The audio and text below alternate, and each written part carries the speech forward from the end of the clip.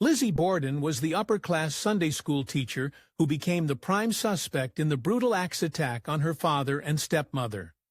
Ultimately, a jury acquitted her of all the charges, but questions around her involvement still linger. Money, madness, and manipulation swirl around this macabre mystery. Though Lizzie Borden was found not guilty of the Fall River axe attacks, modern researchers have found new evidence that may change everything we know about the case. Stick around for more on that later.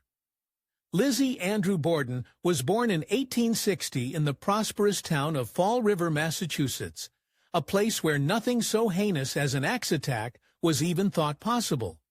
Despite coming from a wealthy family, her father, Andrew Borden, struggled to find his own fortune in his youth. However, by the time he married Sarah Borden and had Lizzie, things had changed drastically. Liz's father, Andrew Borden, found fortune in furniture and coffin sales before expanding into real estate, textiles, and banking. In other words, by the time that Lizzie came around, he was just as rich, if not richer, than the other residents of Fall River. In fact, at the time of his demise, his estate was worth $300,000, roughly $10 million today. But if they were rich, Lizzie didn't live like a princess. Despite his riches, Andrew Borden was notoriously frugal, perhaps even frustratingly so. Much to Liz's chagrin and embarrassment, her father refused to relocate to Fall River's fashionable Hill District, choosing instead to live near the industrial center of town. Worse yet, the family home lacked indoor plumbing. Still, Lizzie seemed happy. Lizzie and her older sister Emma would have been the last suspects for any wrongdoing. Their parents had raised them both with strong Christian values. Lizzie taught Sunday school, supported charitable causes, and held leadership roles in religious groups like the Christian Endeavor Society and the Women's Christian Temperance Union. But not everything was as it seemed. Tragically, Liz's mother, Sarah, had passed shortly after giving birth to her. 3 short years later, her father remarried to a woman named Abby Gray. But Lizzie and her sister Emma had dark suspicions about their new mother. They thought she was only after their father's considerable fortune. In fact, they only ever referred to Abby as Mrs. Borden, refusing to call her mother. Things were frostier than anyone knew. Despite living under the same roof, Lizzie and her sister Emma kept a polite distance from their father and stepmother. According to the family maid, Bridget Sullivan, the sisters often avoided meals with them, an ominous sign of just how tense things had become inside the Borden household. Just a few months before the brutal axe attacks that would gripe the nation, Lizzie had reportedly taken a shine to some pigeons nesting in her father's barn. She had even gone so far as to build them a roost. But when Andrew discovered that neighborhood boys were sneaking in to hunt them, he slaughtered the birds with a hatchet. It was a move that allegedly left Lizzie seething and perhaps plotting a little hatchet revenge of her own. In July 1892, the tensions that had been building up in the Borden family reached a boiling point.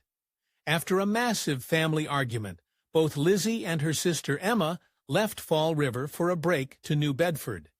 Even after returning to town, Lizzie didn't go straight home. She stayed at a boarding house for 4 days. Only one thing seemed to bring her back home: money. Just as Lizzie and Emma had suspected, their stepmother Abby seemed to only be after their father's money, and he seemed only too happy to give it to her. Andrew had been gifting real estate to Abby and her relatives. Furious, their sisters demanded their share and eventually received a rental property, but the damage had already been done. On the eve of the bloodbath, Liz's maternal uncle, John Morse, dropped in for a visit and stayed the night. According to reports, he and Andrew were discussing business matters, which only fueled speculation that the conversation, likely about inheritance, may have been the final straw that made Lizzie snap. But there was evidence that she had already laid a terrible plan in motion. In the days leading up to the terrible axe attack, everyone in the Borden household felt mysteriously ill. Some blamed spoiled mutton left simmering on the stove, while others, especially Abby, feared a more sinister cause, deliberate poisoning. After all, Andrew Borden didn't have many friends in Fall River. Later on, this mysterious illness would have people looking curiously at Lizzie. The morning of August 4, 1892, had begun like any other. After a heavy breakfast with the entire family, Liz's father, Andrew, and maternal uncle, John Morris, sat down for a long chat, presumably to conclude their business. By 8:48 a.m., Morris left to run errands, and by 9:00, Andrew went for his daily walk. But it was Liz's actions that sparked interest.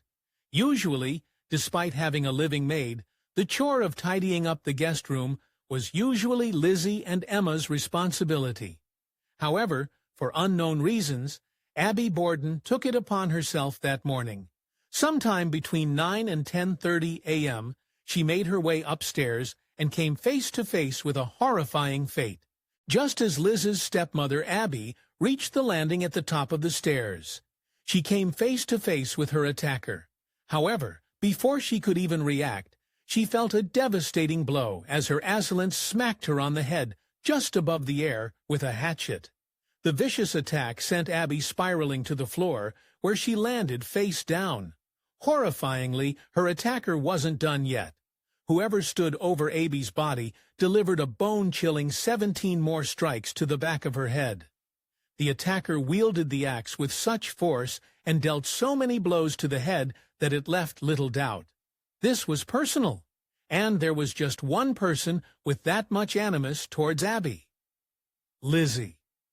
When Andrew Borden returned home at 10:30 a.m. on the morning of the attack, something already seemed off.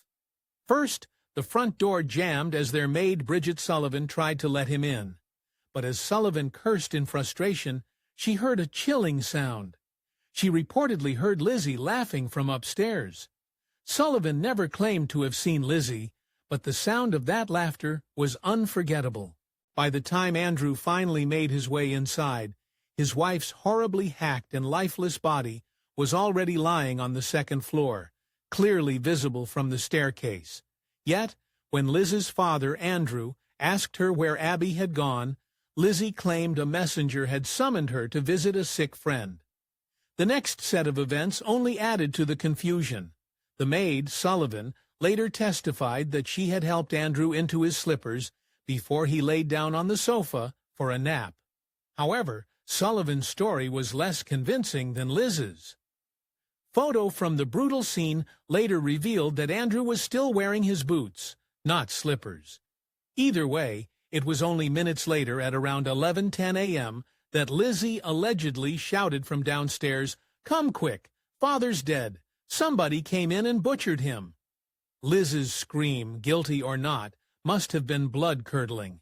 Her father, his lifeless body slouched in the sitting room, had suffered an even more gruesome fate than Abby. His assailant had struck him at least 10 times with a hatchet-like weapon directly to the face, such that one blow cleanly split his eye in two. When Sullivan arrived, the fresh body, still gushing blood, suggested that the attack had occurred only moments before Lizzie called out. Despite the obvious fact that her father was no longer alive, Lizzie ordered Sullivan to fetch the family physician, Dr. Bowen. Thankfully, he lived just across the street. However, a quick response time wouldn't matter. Both Andrew and Abby Borden were gone, the victims of a brutal attack whose savagery was only surpassed by its apparent senselessness. When detectives arrived on the scene, they began questioning Lizzie to find out what had happened. But instead of answers, she only gave them more questions and a lot of suspicion. Liz's answers were oddly inconsistent. At one point, she claimed she had heard a moan or scraping sound before entering the house. Just 2 hours later, however, she said she'd heard nothing at all. That wasn't the thing that seemed off. It didn't take long for the detectives interviewing Lizzie Borden to notice her unsettling composure and apparent attitude. Despite the fact that her father and stepmother had just been hacked beyond recognition, Lizzie didn't shed a tear. Some officers thought she seemed suspiciously calm and poised given the circumstances. They should have listened to their instincts. Despite her erratic statements and odd behavior, the officers didn't seem to suspect Lizzie at first. In fact, they were so confident in her innocence that they never searched her for blood. They performed only a half-hearted search of her room, later admitting they didn't want to press too hard because she claimed she wasn't feeling well. As Lizzie retired to her room down in the basement, officers made a startling discovery. There they found 2 axes, 2 hatchets, and one particularly damning hatchet head with a broken handle. Unlike the others, the hatchet head appeared to have been dusted with ash, possibly to make it look like no one had used it in a long time. In the wake of the double tragedy, authorities considered an unsettling possibility: poisoning. After all, everyone in the Borden household had been terribly ill just days before the attack. To put their fears to bed, investigators performed autopsies in the family's dining room and tested the victim's stomach contents. While their examination didn't turn up any signs of poison, one theory remained on the table. Just days before the attacks, around the time of the family's unexplained illness, a local druggist claimed Lizzie Borden had come in asking to purchase hydrocyanic acid, allegedly to clean a fur coat. But there was a problem with that story. A medical examiner later testified that hydrocyanic acid had no antiseptic value, suggesting a far more sinister motive. As the sun set on the horrific day, Lizzie and her sister couldn't bear to be alone. Fortunately, they had a close friend, Alice Russell, stay at the house with them, while their visiting uncle, John Morris, reportedly slept upstairs. Notably, he did not sleep in the same room where Abby had perished, as later rumors would suggest. It was, however, not necessarily a peaceful night. For the protection of the family, or what was left of it, officers were stationed outside of the house, but the attacker may already have been inside. One of the stationed officers claimed to have seen Lizzie Borden and her friend Alice Russell heading into the cellar with a lamp and a slop pill. What happened next baffled him. The stationed officer claimed that he witnessed Lizzie and Sullivan exit the cellar, only for Lizzie to return shortly after alone.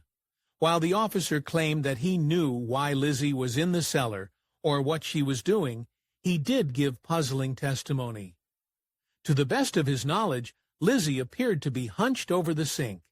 It was just the kind of behavior that raised eyebrows. The following morning, detectives returned for a more thorough search of the house.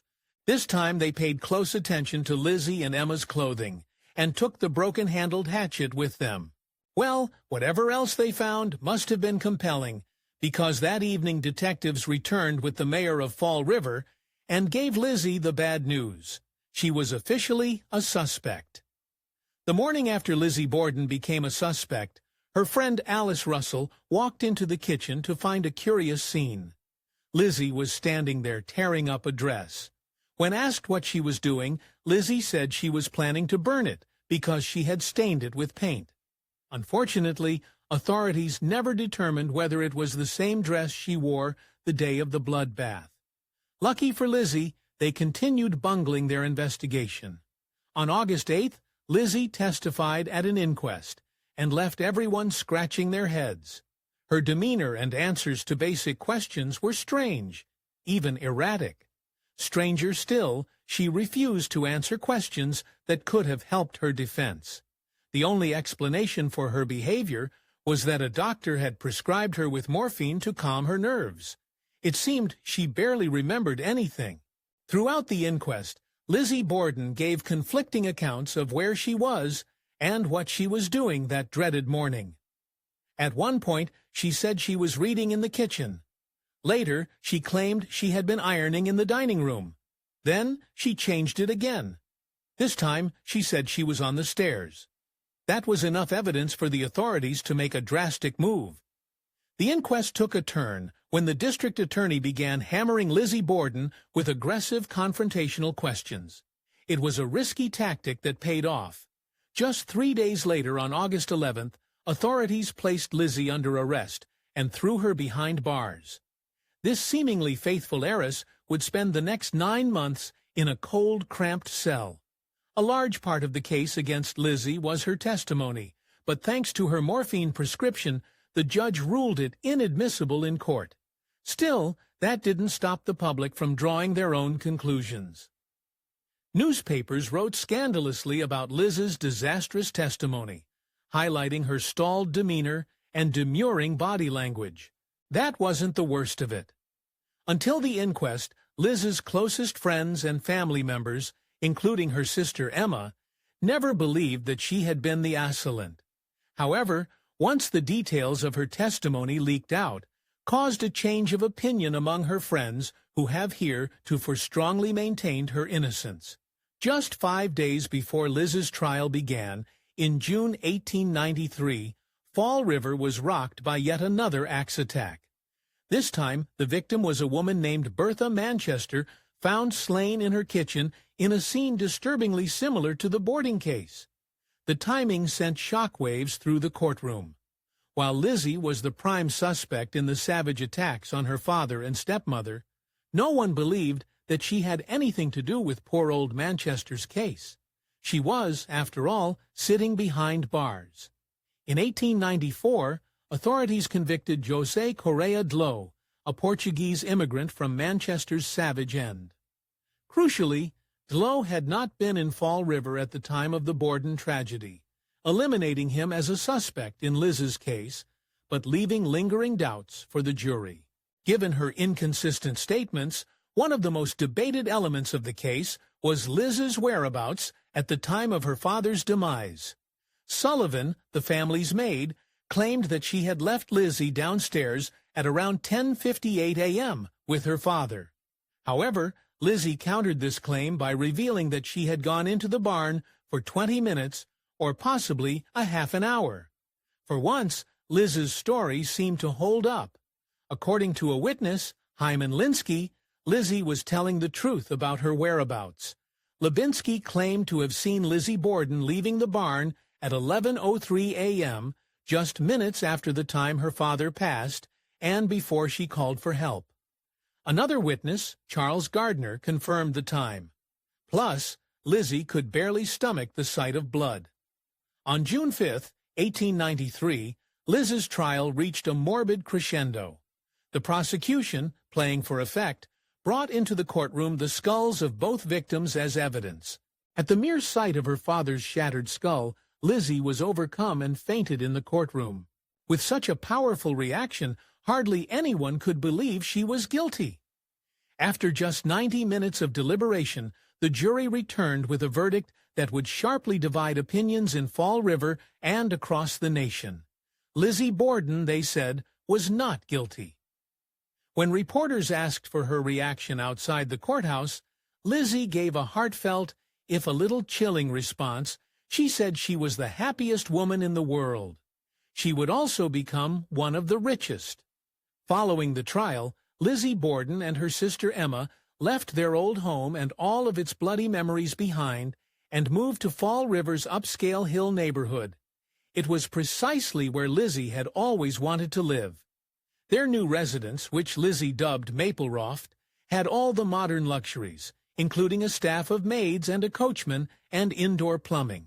She was practically a new woman, perhaps in an effort to move on or to leave the scandal and the stain on her reputation behind her. Lizzie adopted a new name. She dropped the diminutive Lizzie and instead went by the more adult-sounding Elizabeth A. Borden. Though a jury found Lizzie not guilty of the heinous axe attacks, Fall River society never forgave her, but she didn't exactly help herself either. In 1897, Lizzie once again made headlines when she was accused of shoplifting in Providence, Rhode Island. After that, she became a true pariah, snubbed, whispered about, and shunned by her former social circles. At least she still had her sister. Or did she? In 1905, Lizzie Borden hosted a party for the actress Nance O'Neill, but there was little festivity in the gathering. For unknown reasons, the event caused a major rift with her sister Emma. Whatever the dispute, shortly after, Emma moved out of Mapleroft and never spoke to Lizzie again. Her final years would be lonely ones, with nothing but her family's money to keep her company. Following gallbladder surgery, Liz's health deteriorated rapidly, but at least she stayed out of trouble. Lizzie Borden drew her last breath on June 1, 1927, succumbing to pneumonia in her beloved Mapleroft estate. Given her status as a pariah, her funeral was a quiet affair that few attended. 9 days later, her estranged sister passed away from kidney disease. So, where did all the money go? At the time of her passing, Liz's estate was valued at over $250,000, more than $6 million today. Her assets included multiple real estate holdings, an enviable jewelry collection, and a few other investments. But of all her bequeathments to various relatives and charities, the most puzzling was a trust fund for the perpetual care of her father's grave. Though Lizzie Borden was found not guilty, many people continued to doubt the verdict. And recently, an author and researcher, Rebecca F. Pittman, uncovered startling new evidence. Though Pittman claims to have identified 2 mystery men who were spotted near the Borden home at the time of the grisly attacks, she actually fully believes that Lizzie was responsible and that she exhibited signs of sociopathy. Pittman believes the 2 men were distant relatives of the Borden family, which fits into a theory that Andrew Borden was preparing to make a deal to transfer ownership of one of the family's farms to his wife Abby, cutting into Liz's inheritance. Pittman's husband also performed experiments to prove that Lizzie could have in fact been responsible for breaking off the handle of one of the hatchets used in the crime. Thanks for watching History Expose. If you love uncovering the best stories in history, hit like and subscribe to keep exploring with us.